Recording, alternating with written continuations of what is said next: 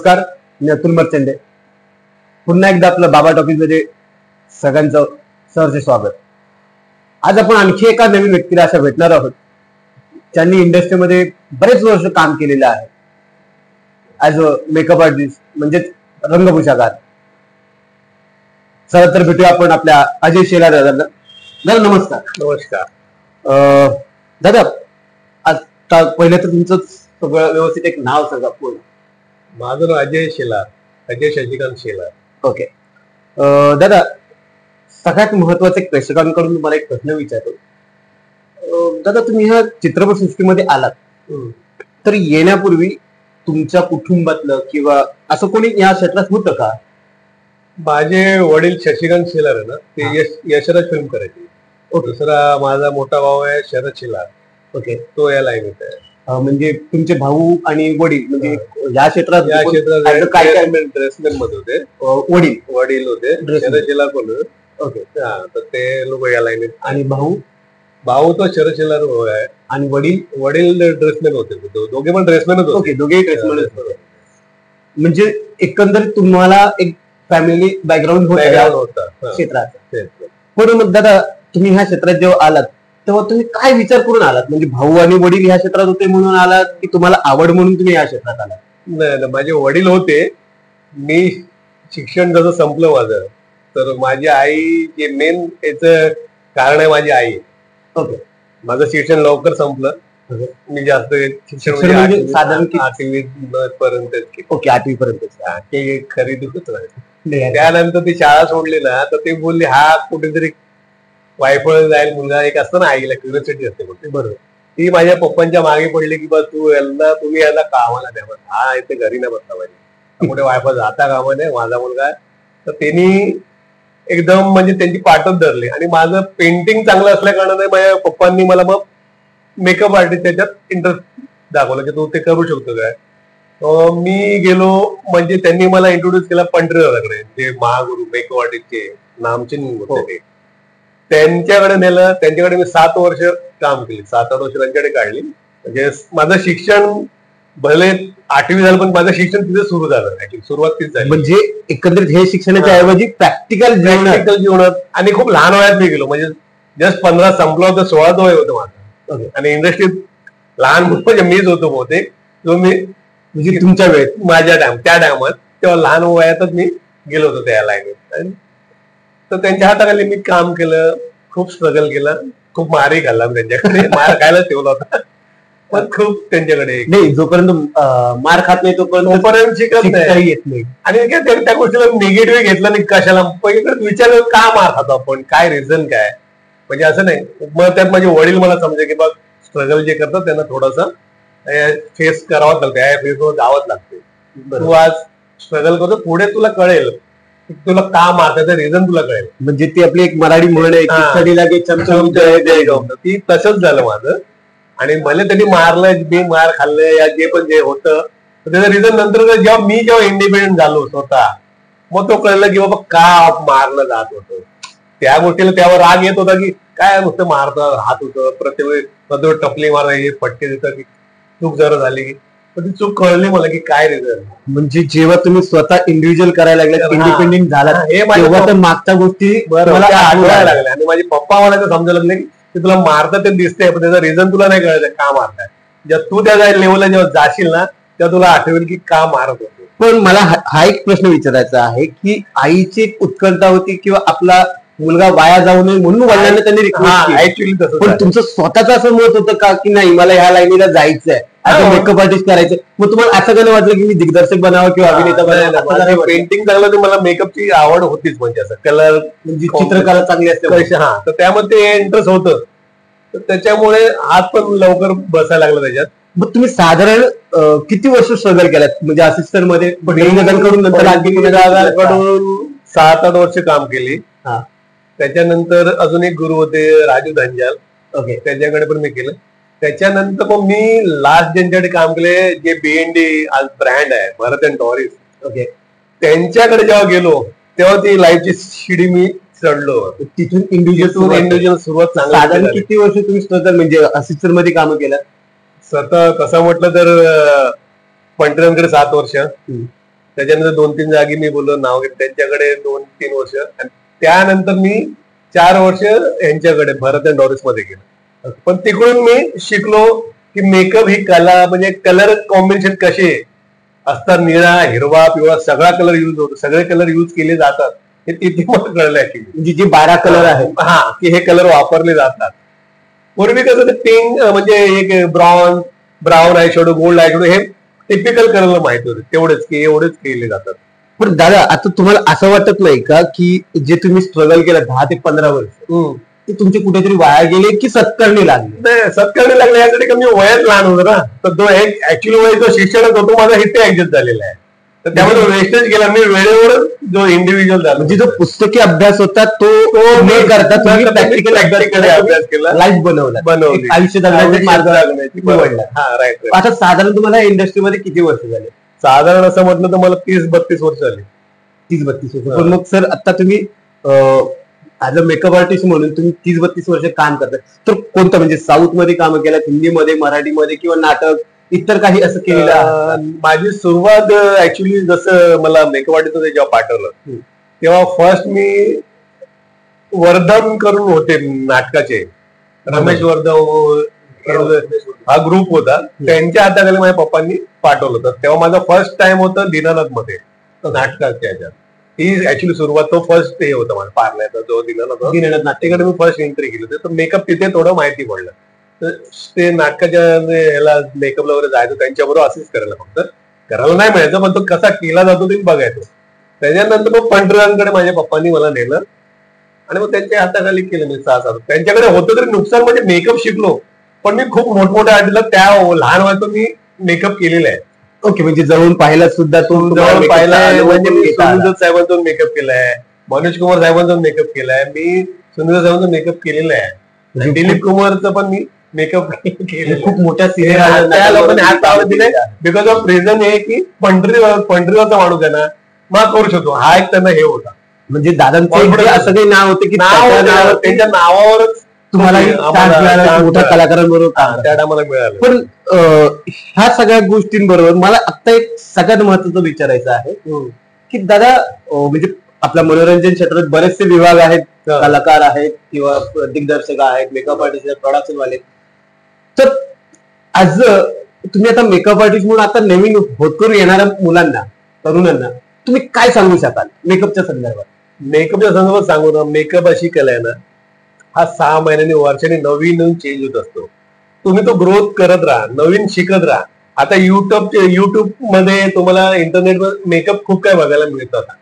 जरूर कोणाला असेच करायला पाहिजे, त्यात फक्त बघा आणि प्रयत्न करा, पण असेच करा कोणाला, पण त्याच्यात नवीन विषय. आता मी एक इंडिपेंडंट मेकअप आर्टिस्ट आहे, तर एक नाव असल्यावर कोण मला असिस्टंट तर ठेवणार नाही, बरोबर. मग मी काय नवीन आता काय जनरेशन आजकाल नवीन काय चालले तर ते मी फॉलो स्वतः करतो, युट्यूब मध्ये वगैरे बघतो. आता ग्लॉसी मेकअपचे फॅशन चालले, पूर्वी ह्याच्या पहिला शिमरी मेकअप चालत होतं, ते टेक्निक बदलत राहतं, ते फॉलो करत राहा, तुम्ही चांगल्यापैकी स्टडी राहाल आपल्याला. नाही, मला हा प्रश्न विचारण्याचा मागचा हेतू असा होता की आता जे काही मेकअप आर्टिस्ट आता इंडस्ट्रीमध्ये आहेत, तर सर मला असं जाणवते की त्या मेकअप आर्टिस्ट म्हणजे जो कोणी असेल, प्रत्येकाचं असं काही कोणाचं इंडिव्हिज्युअल नाव नाही घेत आहे, परंतु तो जो स्वतःला म्हणतो की मी मेकअप आर्टिस्ट आहे, तू जर स्वतः मेकअप आर्टिस्ट आहे तर माझं मत असं आहे की तुला मग स्वतः दाढी लावता आली पाहिजे, लावता आली पाहिजे, किंवा वीग असेल तर वीग लावता आलं. पण हे असं होत नाही, ते असं का?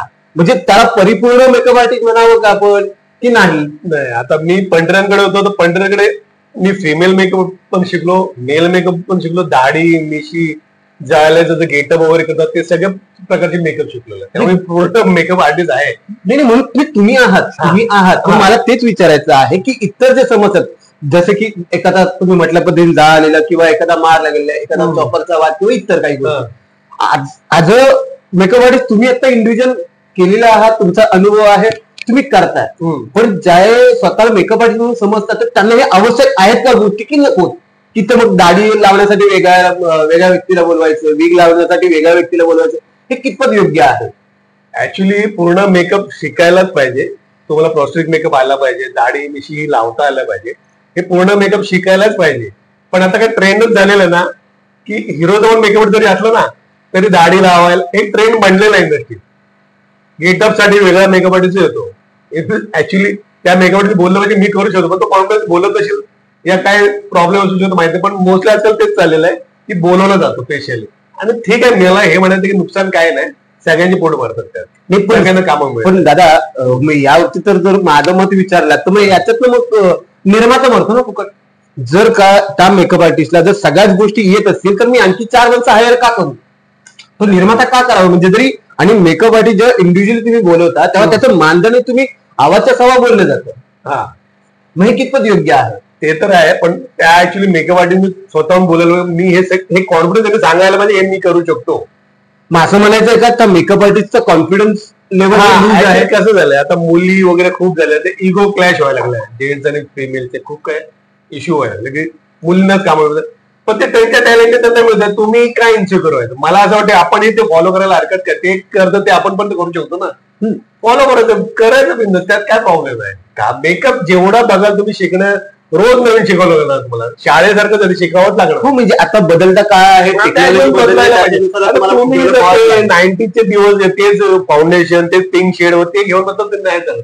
टायमाप्रमाणे चेंज व्हा, तुम्हाला कामं मिळणार, नाही मिळत असं नाही, कामही मिळणार, वेळेप्रमाणे चेंज होतं. आता काय नवीन चाललंय ती टेक्निक फॉलो करा ना. मला एवढी वर्ष झालेली आहे, मी का टिकलेलं आहे? काय नवीन काय चाललंय? म्हणजे अपग्रेड होणे फार जरुरी आहे.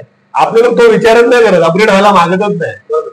आता हा तुमचा जो काही अनुभव सांगितला त्याच्यावरती मला आणखी एक प्रश्न असा विचारायचा आहे की आता येणारे होतकरू तरुण काही टेक्निकल शिकून येतात किंवा कुठल्या तरी इन्स्टिट्यूट मधून येतात आणि ते स्वतःला मेकअप आर्टिस्ट म्हणून समजतात, तर ते योग्य आहे? म्हणजे ते एक आपण शिक्षण म्हणतो कुठल्या युनिव्हर्सिटी मधलं किंवा इतर ठिकाणातलं, की प्रॅक्टिकल करून शिकणं महत्वाचं आहे? मला तरी वाटतं प्रॅक्टिकल करून शिकायला पाहिजे. सगळ्यात बेस्ट आहे प्रॅक्टिकल मध्ये तुम्हाला तो अनुभव येणार. आता युट्यूब मध्ये नुसतं बघून तुम्ही ते करणार नाही, ते करायला तुम्हाला जायला पाहिजे, प्रॅक्टिकली करायला पाहिजे. जसं माझ्याकडे माझी अकॅडमी आहे, तर मी प्रॅक्टिकली देतो आणि मी खूप वेळ घेत नाही बसत. मी तर सांगतो इंडस्ट्री हे असंच चालतं, हे असंच सुरुवात करा तुम्ही मेकअपची, ही सुरुवात आहे. म्हणजे थिअरिकली वेगळं आणि प्रॅक्टिकल वेगळं. म्हणजे प्रॅक्टिकल कुठल्याही क्षेत्रात गेलं तर तरी प्रॅक्टिकल हे फार महत्वाचं जरुरी आहे, खूप जरुरी आहे, त्याशिवाय तुम्ही नाही. सर आणखी एक महत्वाचं की आता तुम्ही एवढे वर्ष कामं केलेली आहात, मग तुम्ही हिंदीमध्येच काम का फक्त निवड केलात? तुम्ही मराठीमध्ये का नाही केलात किंवा साऊथ मध्ये का नाही केलात? ऍक्च्युअली मी हिंदीमध्ये हिंदी हिरोईन मोस्टली मी फिमेल मेकअप आर्टिस्टच राहिलो, त्यामुळे मी बिपाशा बासू, आता मी सध्या शिल्पा शेट्टी, तब्बूजीचं वगैरे केलंय, खूप ऍक्टर मध्ये मेकअप केलं, पण फिमेलच केलं, ते हिंदीमध्ये. मराठीमध्ये माझी पूर्वीपासून इच्छा की मराठीमध्ये काम करायचंय, अजून पण चान्स आलेला आणि मिळाला तर मी नक्की करणार भविष्यात. कधी करणार? अरे मराठी आहे, का नाही करणार? मराठी मला पैसे नाही दिले तर मी विचारणार पण नाही, कमी मध्ये जाऊन मी करेन, पण मी करेन.